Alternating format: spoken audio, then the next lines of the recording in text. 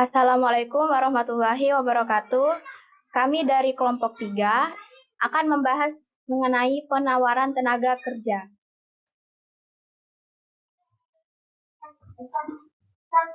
Jadi, tenaga kerja merupakan salah satu faktor produksi utama dalam kegiatan ekonomi. Tanpa kehadiran tenaga kerja, proses produksi barang dan jasa tidak akan berjalan dengan optimal. Dalam sistem pasar tenaga kerja, salah satu komponen penting yang perlu dianalisis adalah penawaran tenaga kerja, yaitu jumlah jam kerja yang bersedia disumbangkan oleh individu atau kelompok pada tingkat upah tertentu.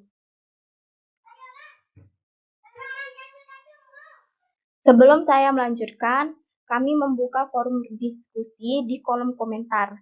Jika ada yang berkenan untuk menyanggah, memberikan saran atau kritik, maupun bertanya, dipersilakan untuk menuangkannya di kolom komentar.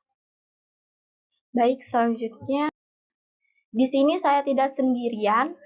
Perkenalkan, nama saya Ira Cahaya Purnama.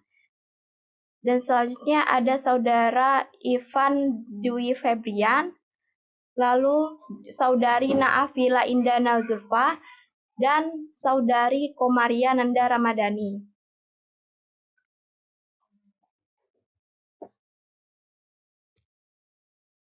Baik, langsung saja ke penjelasan. Apa itu penawaran tenaga kerja? Penawaran tenaga kerja itu gampangnya adalah berapa banyak waktu yang seseorang itu mau dan sanggup pakai buat bekerja. Ini bisa satu orang atau kelompok orang yang siap kerja di waktu dan kondisi tertentu.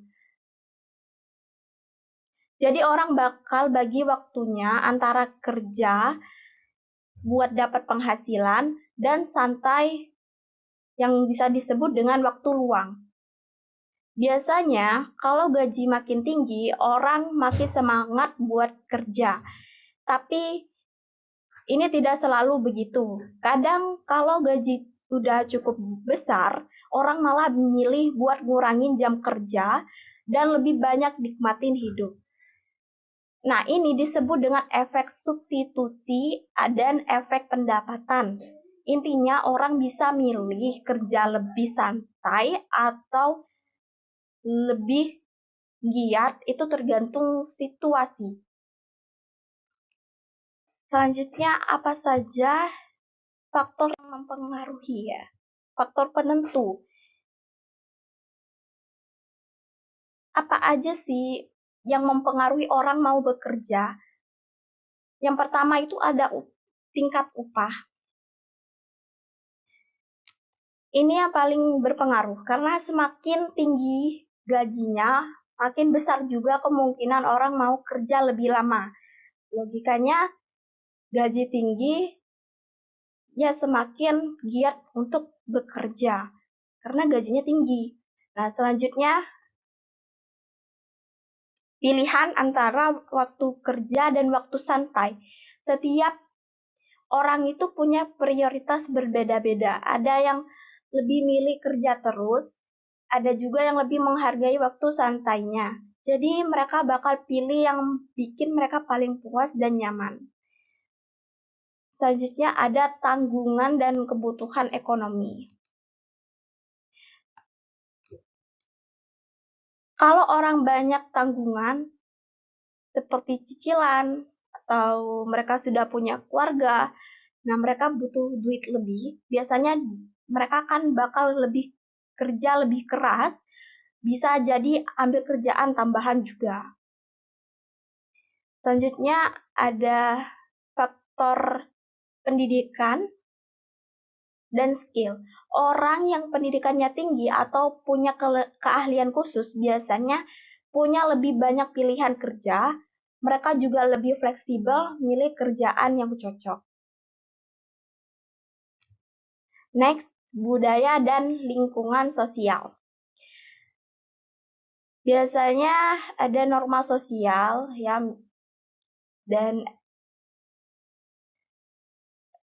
problem gender, dan budaya kerja di lingkungan sekitar juga mengaruh. Misalnya di tempat tertentu, perempuan jarang kerja karena norma budaya.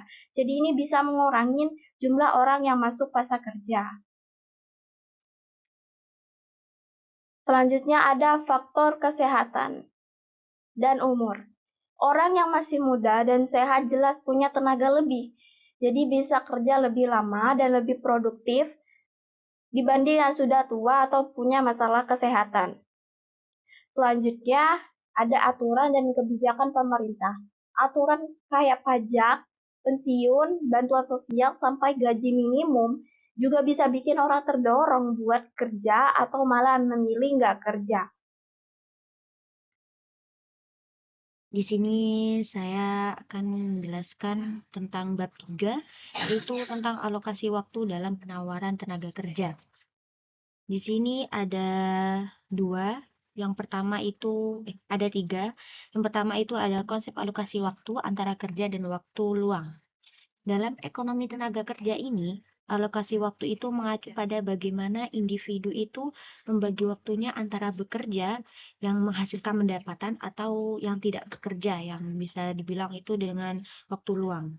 Dan setiap orang itu memiliki jumlah waktu yang terbatas. Semisal nih, dalam 24 jam sehari, itu mereka harus membuat pilihan antara yang pertama itu ada waktu kerja yang bisa disingkat dengan H, yaitu waktu yang digunakan untuk bekerja dan mendapatkan upah. Yang kedua itu ada waktu luang yang bisa disingkat dengan L, yaitu waktu yang digunakan untuk kegiatan non-produktif seperti istirahat, rekreasi, atau aktivitas yang lain. Selanjutnya keputusan ini merupakan bagian dari teori perilaku konsumen yang dimana setiap individu itu memaksimalkan kepuasan. Kepuasan ini kan bisa dibilang dengan utilitas dengan memilih kombinasi optimal antara pendapatan yang diperoleh dari kerja dan waktu luang. Selanjutnya itu adalah model matematis alokasi waktu. Model alokasi waktu itu dapat diformulasikan secara matematis dengan memanfaatkan konsep fungsi utilitas dan kendala waktu. Dan fungsi utilitas individu dapat dinyatakan sebagai berikut, yaitu ada U sama dengan U buka kurung C, L tutup kurung. Nah, di mana C ini diartikan dengan konsumsi, yaitu barang dan jasa yang diperoleh dari pendapatan kerja, dan L ini diartikan dengan waktu luang. Di situ dijelaskan bahwasanya kendala anggaran ditentukan oleh C sama dengan W kali H, dan karena total waktu adalah T, maka H sama dengan T dikurangi L. Sehingga fungsi kendalanya itu menjadi C sama dengan W dikali T dikurangi L. Di sini saya akan memberikan contoh.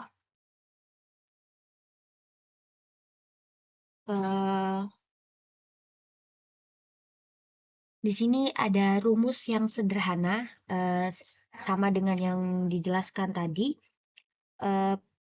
Sama di situ ada total waktu, sama dengan waktu kerja ditambah dengan waktu luang. Kalau dengan simbol itu bisa dibilang total waktu itu kan 24 jam. Berarti sama dengan H itu kan waktu kerja, dan L-nya itu adalah waktu luang. Di sini ada contoh. Yang pertama ini semisal, jika kerjanya itu 8 jam, berarti itu kan kamu mempunyai 16 jam untuk waktu luang. Kenapa 16 jam? Karena 16 dikurangi 8 itu kan 24 jam. Jadi di situ waktu kerjanya adalah 8 jam dan waktu luangnya adalah 16 jam. Jadi 24 yaitu sama dengan 8 ditambah 16. Terus yang kedua itu jika kerjanya 4 jam, terus dan kamu mempunyai 20 jam untuk waktu luang, berarti ini lebih banyak waktu luangnya daripada waktu kerjanya. Berarti sama dengan 20 ditambah 4, sama dengan 24. Terus selanjutnya itu adalah kendala anggaran, yang dimana tentang uang yang kamu punya untuk belanja. Maksudnya uang yang kamu punya dalam buat konsumsi gitu.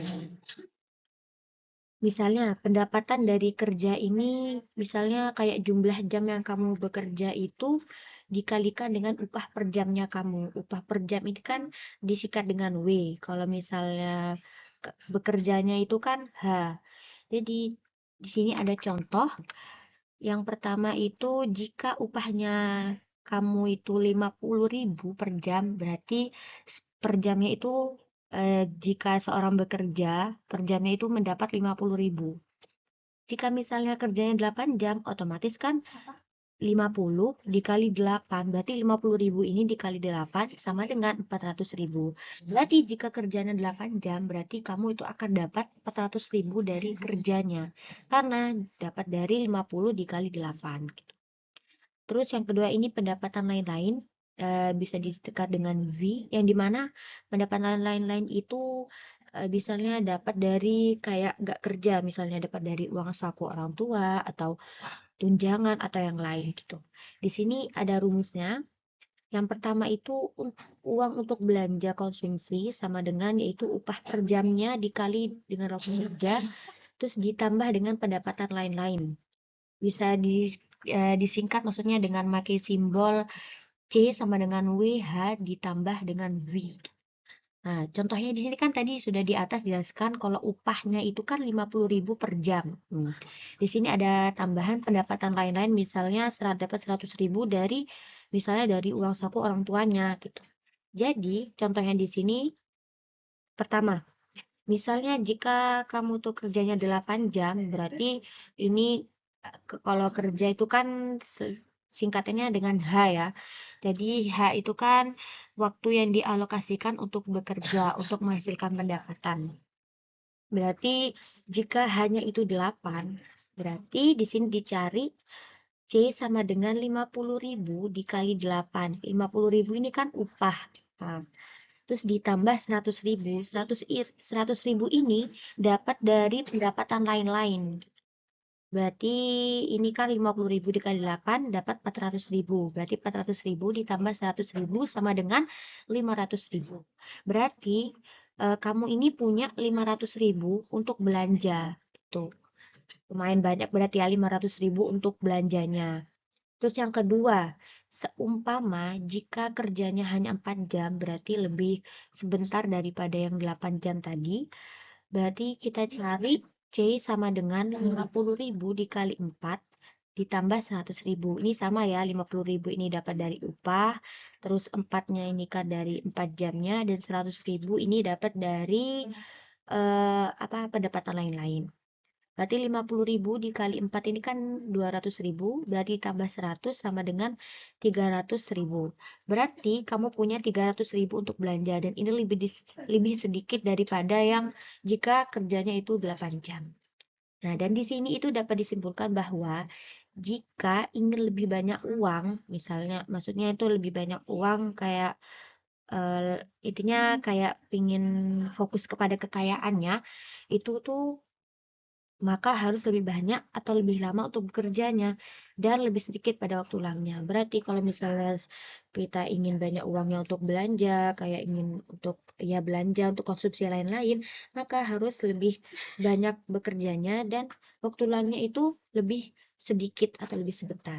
Dan yang kedua, jika ingin lebih banyak waktu luangnya, berarti ini kayak lebih banyak kepada waktu istirahatnya atau aktivitas yang lain, maka di sini bekerjanya tuh lebih sebentar, tetapi akan lebih sedikit uang belanjanya.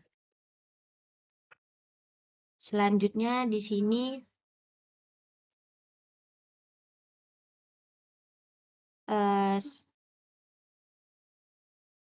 individu itu akan memilih kombinasi waktu kerja dan waktu luang yang memaksimalkan utilitas dengan memperhatikan kendala tersebut. Terus yang selanjutnya itu ada penggunaan lain dari model alokasi waktu. Model alokasi waktu ini tidak hanya digunakan untuk menjelaskan penawaran tenaga kerja, tetapi juga dapat diaplikasikan dalam berbagai konteks seperti di sini konteksnya itu ada 3. Yang pertama itu ada analisis partisipasi angkatan kerja perempuan yang mempertimbangkan nilai waktu untuk pekerja rumah tangga versus pekerja berupah. Yang kedua ini ada perilaku kerja di sektor informal yang dimana jam kerjanya itu lebih fleksibel dan tidak selalu terikat kontrak. Terus yang terakhir itu ada perencanaan waktu di era digital, seperti dalam pekerjaan remote, freelance, dan gig economy, di mana batas antara waktu kerja dan waktu luang itu menjadi lebih kabur. Nah, dengan kata lain, model alokasi waktu ini dapat membantu menjelaskan bagaimana perubahan dalam upah, preferensi, atau regulasi dapat memengaruhi jumlah tenaga kerja yang ditawarkan. Cukup sekian dari apa yang saya jelaskan. Selanjutnya akan dilanjutkan dengan presentator yang ketiga. Makasih. Baik, di sini saya akan menjelaskan materi terkait kurva penawaran tenaga kerja.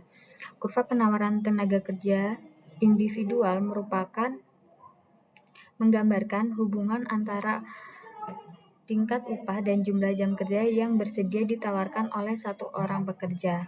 Secara teori, saat upah meningkat, individu cenderung menawarkan lebih banyak jam kerja karena penghasilan yang didapat semakin besar. Nah, hal ini dikenal sebagai efek substitusi, di mana waktu luang dikorbankan demi tambahan pendapatan. Namun, setelah mencapai titik tertentu, upah yang sangat tinggi itu justru bisa membuat individu memilih mengurangi jam kerja dan menikmati lebih banyak waktu luang. Ini dikenal sebagai efek pendapatan karena penghasilan itu dianggap sudah cukup untuk memenuhi kebutuhan, sehingga nilai waktu luang itu menjadi lebih tinggi.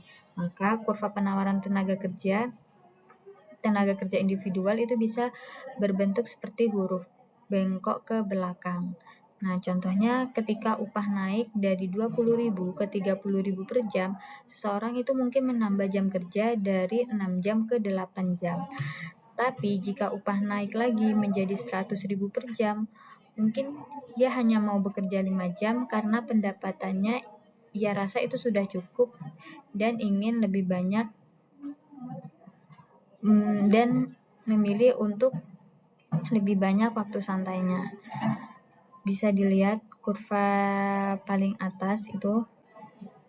Nah, sumbu vertikalnya itu yang W1 itu menunjukkan tingkat upah, sedangkan sumbu horizontal yang L1 itu menunjukkan jumlah jam kerja yang ditawarkan. Nah, sedangkan S itu titik keseimbangan antara upah dan jam kerja yang ditawarkan. Nah, jadi pada awalnya kurva itu menanjak positif, artinya saat upah naik, orang cenderung mau bekerja lebih banyak jam karena mereka tertarik mendapatkan penghasilan lebih tinggi. Setelah mencapai titik tertentu, titik S, nah kurva itu justru melengkung ke kiri atas, yaitu negatif. Pada tahap ini, kenaikan upah itu justru membuat orang memilih mengurangi jam kerja dan lebih baik banyak menikmati waktu luang. Yang selanjutnya ada kurva pasar penawaran tenaga kerja, di mana kurva penawaran tenaga kerja itu merupakan agregasi dari seluruh kurva penawaran tenaga kerja individual dalam suatu pasar atau sektor tertentu. Kurva ini biasanya lebih halus dan cenderung naik, yaitu positif, terhadap tingkat upah, karena secara umum semakin tinggi upah, semakin banyak individu yang bersedia bekerja atau masuk ke pasar kerja. Nah, ada beberapa faktor yang mempengaruhi kurva pasar. Yang pertama ada jumlah penduduk usia kerja, kedua ada tingkat partisipasi angkatan kerja, ketiga ada preferensi kerja dalam masyarakat, keempat regulasi pemerintah seperti upah minimum. Berbeda dari kata kurva individual, kurva pasar jarang menunjukkan pola bengkok ke belakang karena berbagai individu akan berada di tahap yang berbeda dalam preferensi kerjanya. Nah, bisa dilihat itu kurva yang paling bawah.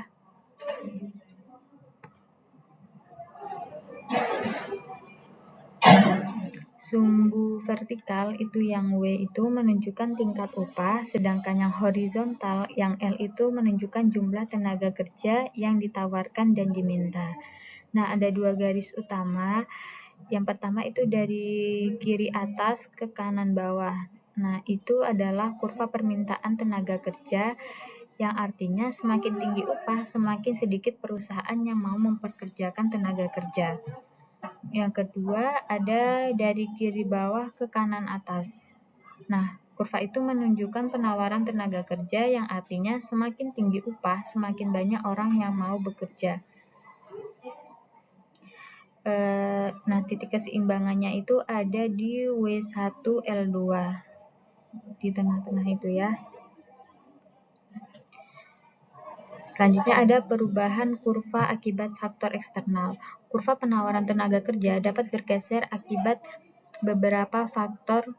Yang pertama, perubahan demografis. Misalnya ledakan kelahiran atau penuaan populasi. Yang kedua ada perubahan sosial dan budaya, misalnya meningkatnya partisipasi perempuan dalam angkatan kerja. Yang ketiga ada kemajuan teknologi, seperti otomatisasi bisa mengurangi permintaan tenaga kerja manual, tapi meningkatkan permintaan tenaga kerja teknis. Yang keempat ada kebijakan publik, seperti subsidi, pajak, atau tunjangan itu bisa mengubah insentif kerja masyarakat. Yang selanjutnya ada kompensasi dan pilihan kerja. Nah, upah kompensasi itu merupakan perbedaan upah yang muncul karena karakteristik pekerjaan yang tidak selalu bisa diukur dengan uang secara langsung, seperti tingkat risiko, kenyamanan kerja, lokasi, jam kerja, atau peluang promosi. Misalnya, dua pekerjaan dengan keterampilan yang sama bisa menawarkan upah yang berbeda, seperti pekerjaan berisiko tinggi, kayak buruh tambang. Nah, itu biasanya menawarkan upah lebih tinggi sebagai kompensasi atau risiko. Sebaliknya, seperti pekerjaan yang dari rumah, mungkin itu menawarkan upah lebih rendah karena nilai tambahnya adalah kenyamanan. Selanjutnya ada perbedaan kompensasi antara pilihan pekerjaan.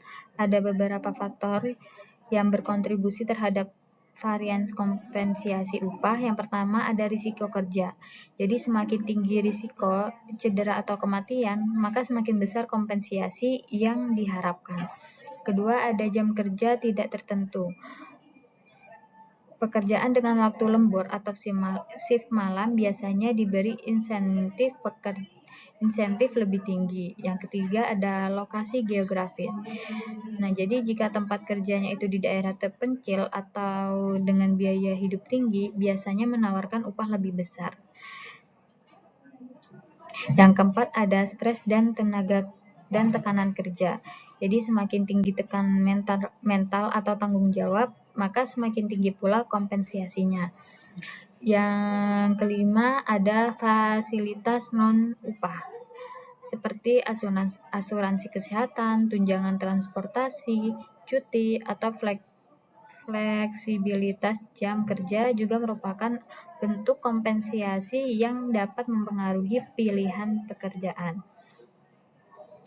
Yang selanjutnya ada faktor risiko, lokasi, dan beban kerja terhadap upah. Dalam praktiknya, pekerjaan mempertimbangkan total paket kompensasi, bukan hanya gaji pokok. Contohnya kayak seorang guru. Jika guru itu kayak di daerah terpencil, mungkin menerima tunjangan khusus daerah sebagai tambahan gaji. Terus ada petugas pemadam kebakaran, diberi asuransi jiwa dan pensiun lebih tinggi dibanding profesi berisiko rendah. Selanjutnya ada pekerjaan startup. Mungkin mereka itu mendapat gaji lebih rendah, tapi kompensasinya itu berupa opsi saham atau fleksibilitas kerja. Terus ada Nah, jadi perbedaan ini memberikan prinsip dasar bahwa upah bukan hanya mencerminkan produktivitas, tetapi juga kondisi dan kualitas pekerjaan itu sendiri. Nah, cukup sekian dari saya. Terima kasih. Peran Serikat Buruh.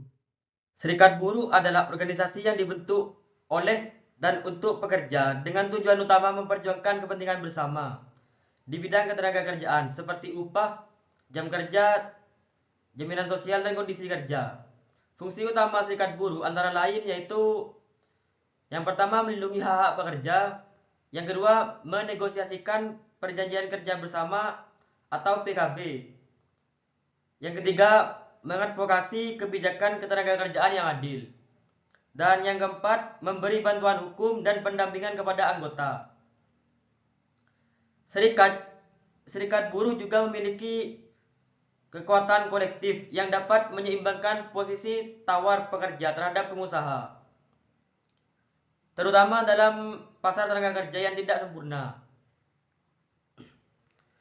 Lalu selanjutnya adalah pengaruh serikat terhadap upah dan kondisi kerja. Secara umum, keberadaan serikat buruh dapat mempengaruhi penawaran tenaga kerja melalui beberapa cara. Yang pertama, meningkatkan upah rata-rata. Serikat buruh sering berhasil menegosiasikan upah yang lebih tinggi dibanding dengan pasar bebas. Namun, upah yang terlalu tinggi bisa berdampak pada pengurangan permintaan tenaga kerja oleh perusahaan. Yang kedua, meningkatkan kualitas dan keamanan kerja. Serikat menekan perusahaan untuk menyediakan kondisi kerja yang aman, jam kerja yang manusiawi, serta fasilitas kesehatan dan keselamatan kerja.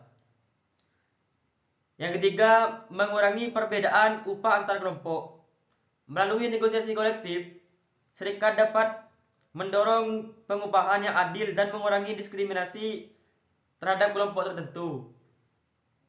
Lalu yang keempat yaitu menstimulasi partisipasi kerja. Dalam beberapa kasus, perlindungan serikat dapat membuat orang lebih tertarik memasuki pasar kerja formal karena merasa lebih aman dan dihargai.